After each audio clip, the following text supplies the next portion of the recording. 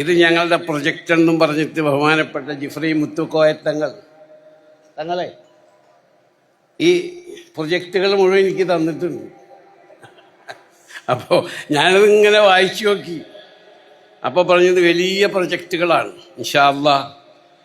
അപ്പോൾ എന്തെങ്കിലും ഒരു പ്രൊജക്റ്റ് ഞാൻ പറഞ്ഞില്ലെങ്കിൽ തങ്ങൾക്കൊരു വിഷമാവും അല്ലേ തങ്ങളെ? ഇൻഷാ അല്ലാഹ്.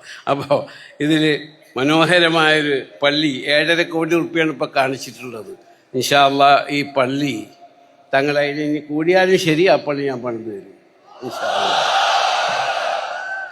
ബഹുമാന്യനായ ആദരണീയനായ പണ്ഡിത വരേണ്യനായ സയ്യിദ് മുഹമ്മദ് ജിഫ്രി മുത്തുക്കോയ തങ്ങൾ അവർകളെ, ബഹുമാനപ്പെട്ട സമസ്ത കേരള ജമിയത്തുൽ ഉലമ പ്രതിനിധികളെ, സയ്യിദ് സാദിഖ് അലി ശിഹാബ് തങ്ങൾ, മറ്റു പണ്ഡിത വരേണ്യരെ, ബഹുമാന്യനായ ആദരണീയനായ കേരളത്തിൻ്റെ മുഖ്യമന്ത്രി ശ്രീ പിണറായി വിജയൻ അവർകൾ, ബഹുമാനപ്പെട്ട എൻ്റെ സുഹൃത്ത് deputy chief minister of Karnataka DK Shivakumar,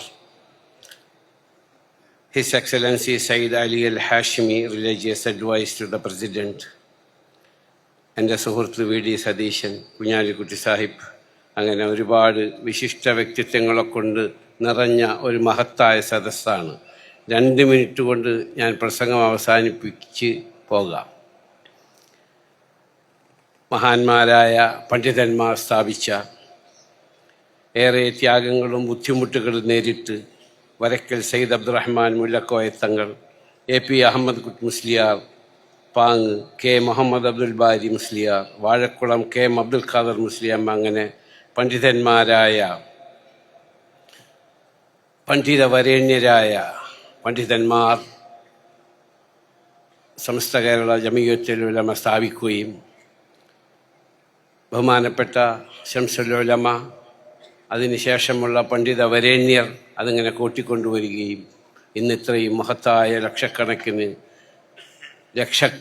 ജനങ്ങൾ പങ്കെടുത്ത മഹത്തായ ഒരു സംരംഭമായി വളർത്തിക്കൊണ്ടുവരികയും ചെയ്ത മൺമറഞ്ഞു പോയ എല്ലാവർക്കും അള്ളാഹു ഖൈറും ആഖിറം വെളിച്ചമായി കൊടുക്കുകയും അവർക്ക് അള്ളാഹു പരലോകം പ്രദാനം ചെയ്യുകയും ചെയ്യട്ടെ. ആമീൻ. ജീവിച്ചിരിക്കുന്നവർക്ക് അള്ളാഹു ഖൈറും ബർക്കത്തും റഹ്മത്തും ഇസ്സത്തും സമാധാനവും സമസ്തയ്ക്ക് സമ്പത്തും അള്ളാഹു പ്രദാനം ചെയ്യട്ടെ. ആമീൻ എന്ന് പ്രാർത്ഥിക്കുന്നു. മരണപ്പെട്ടു പോയ എൻ്റെ മാതാപിതാക്കളടക്കം നമ്മളിൽ നിന്ന് മരണപ്പെട്ടു പോയ എല്ലാവരുടെയും ആഖിറം അള്ളാഹു വെളിച്ചമായി കൊടുക്കുകയും അവരുടെ ഖബറുകളെ വിശാലമാക്കി കൊടുക്കുകയും അവരുടെ ഖബറുകളെ സ്വർഗ്ഗപ്പുങ്കവനമാക്കുകയും ചെയ്യട്ടെ. ആമീൻ എന്നൊരൊറ്റ പ്രാർത്ഥനയ്ക്ക് വേണ്ടി മാത്രമാണ് ഞാൻ ഇവിടെ എത്തിച്ചേർന്നിട്ടുള്ളത്. പണ്ഡിതന്മാരുമായി അടുപ്പവും ബന്ധവും വെച്ച് പുലർത്തുക എന്നത് എൻ്റെ വല്യപ്പ എന്നെ പഠിപ്പിച്ചതാണ്. പണ്ഡിതന്മാരുമായി വളരെ അടുപ്പമായിരുന്നു എൻ്റെ വല്യപ്പക്ക്. ഒരുപാട് അന്നത്തെ സംസ്ഥാന നേതാക്കളിൽ പലരും എൻ്റെ വല്യപ്പയുമായി സുഹൃത്ത് ബന്ധമുണ്ടായിരുന്നു.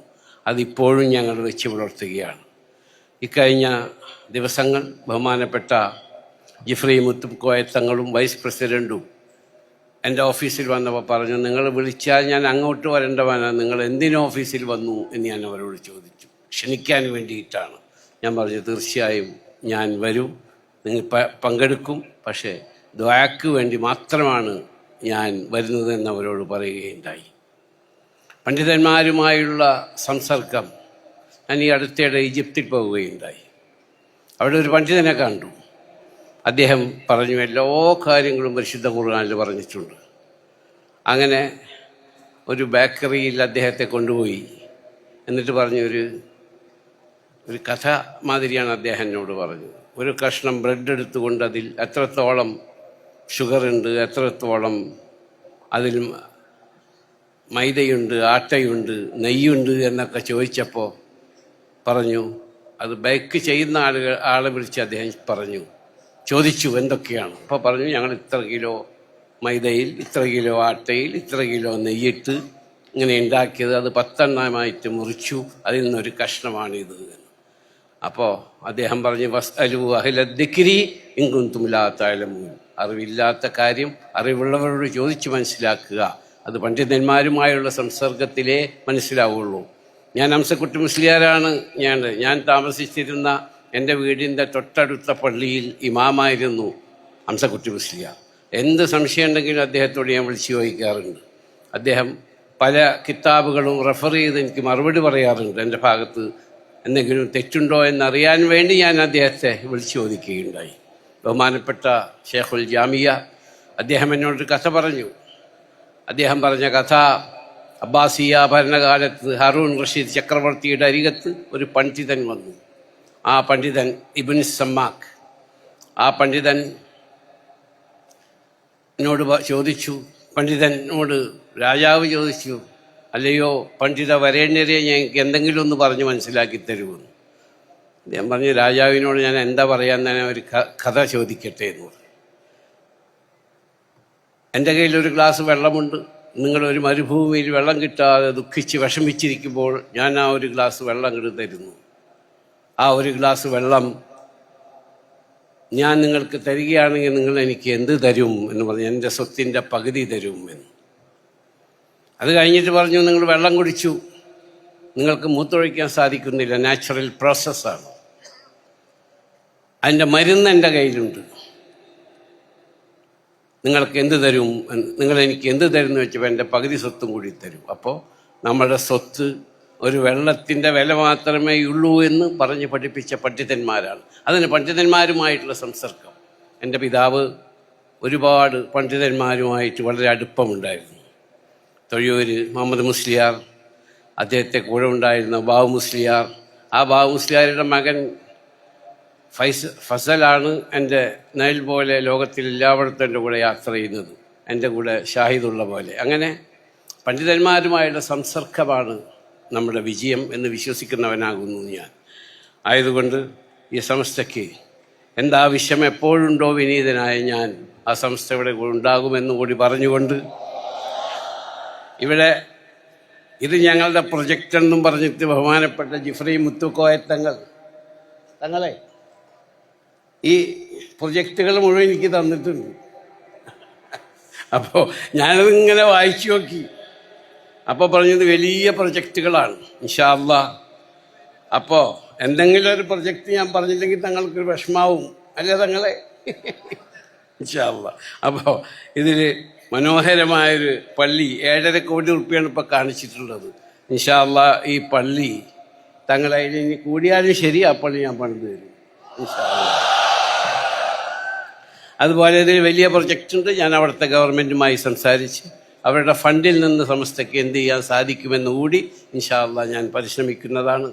ബഹുമാനപ്പെട്ട മുഖ്യമന്ത്രിക്കും എൻ്റെ മറ്റെല്ലാവർക്കും വേഗം പോകുന്നതുകൊണ്ട് ബഹുമാനപ്പെട്ട പാണക്കാട് സയ്യിദ് സാദിഖ് അലി ശിഹാബ് തങ്ങളുടെ അദ്ദേഹം സംബന്ധിച്ചിട്ടാണ് ഞാൻ പ്രസംഗിക്കാമെന്ന് പറഞ്ഞത്. അദ്ദേഹം പറഞ്ഞതൊക്കെ കഴിഞ്ഞിട്ട് ഞാൻ പോകണുള്ളൂ എന്ന് പറഞ്ഞു. അങ്ങനെ പ്രതിപക്ഷ നേതാവുണ്ട്, എൻ്റെ സുഹൃത്ത് DK ശിവകുമാർ ഡെപ്യൂട്ടി ചീഫ് മിനിസ്റ്ററുണ്ട്. അവരെയൊക്കെ മറികടന്നുകൊണ്ട് എനിക്ക് പ്രസംഗിക്കാൻ അവസരം തന്ന സംസ്ഥയ്ക്ക് നന്ദി പറഞ്ഞുകൊണ്ട് ഞാൻ സംസ്ഥയോടൊപ്പം എപ്പോഴും ഉണ്ടാകുമെന്ന്. കാരണം സംസ്ഥ കേരള ജമിയത്തുൽ ഉലമയുടെ കീഴിലുള്ള സംസ്ഥ മതവിദ്യാഭ്യാസ ബോർഡിൻ്റെ കീഴിലുള്ള എൻ്റെ മരണപ്പെട്ടു പോയ പിതാവ് പ്രസിഡൻ്റായ നാട്ടിക ഷൗക്കത്തുൽ ഇസ്ലാം മദ്രസയിലാണ് ഞാൻ പഠിച്ചത്. അതാണ് ഈ മദ്രസ പഠിപ്പ് എന്ന് പറയുന്നത്. അപ്പോൾ എൻ്റെ നാട്ടിൽ നിന്ന് ഒരുപാട് ആളുകൾ ഖത്തീബ് അടക്കം ഇവിടെ വന്നിട്ടുണ്ട്. ഒരു ദിവസം ഖത്തീബ് ഈ ഇബ്നു സമ്മാക്കിൻ്റെ പേര് തെറ്റി പറഞ്ഞു. അപ്പോൾ ഞാൻ പറഞ്ഞു, ഖത്തീബെ നിങ്ങൾക്കൊരു തെറ്റ് പറ്റിയിട്ടുണ്ട്, എന്താണെന്ന് ചോദിച്ചു. അപ്പോൾ പറഞ്ഞത് ഇബ്നു സമ്മാക്ക് എന്നാണ് ഇപ്പോൾ ആ പണ്ഡിതൻ്റെ പേര്, ഹാറൂൺ റഷീദ് രാജാവിൻ്റെ അടുത്ത് പോയതെന്ന്. അപ്പോൾ അദ്ദേഹം പറഞ്ഞു, ഞാൻ റെഫർ ചെയ്യട്ടെ. അപ്പോൾ ഞാൻ പറഞ്ഞത് ആലിക്കുട്ടി മുസ്ലിയാർ പറഞ്ഞതാണ്, ഏതെങ്കിലും തെറ്റുണ്ടെങ്കിൽ നിങ്ങൾ അദ്ദേഹത്തോട് ചോദിച്ചാൽ മതി. അദ്ദേഹം പിന്നീട് അത് തിരുത്തി. അപ്പോൾ പണ്ഡിതന്മാരുമായുള്ള സംസർഗമാണ് മനുഷ്യൻ്റെ അറിവ് വർദ്ധിപ്പിക്കുക. വസ്അലൂ അഹ്ല ദിക്രി ഇൻ കുൻതും ലാ തഅലമൂൻ. നിങ്ങൾ അറിവില്ലാത്ത കാര്യം അറിവുള്ളവരോട് ചോദിച്ച് മനസ്സിലാക്കുക. എനിക്ക് സെറ്റനറി അവാർഡ് എന്ന സമസ്തയ്ക്കോടുള്ള എൻ്റെ അനർഹമായ കൃതജ്ഞതയും ചാരിതാർത്ഥ്യവും രേഖപ്പെടുത്തിട്ട് നിങ്ങളുടെ ദുആയിൽ എന്നെയും എൻ്റെ മരണപ്പെട്ടുപോയ മാതാപിതാക്കളെയും ഉൾപ്പെടുത്തണമെന്ന് അപേക്ഷിച്ചുകൊണ്ട് ഞാൻ അവസാനിപ്പിക്കട്ടെ. അസ്സലാമു അലൈക്കും വറഹ്മത്തുള്ളാഹി വബറകാതുഹു.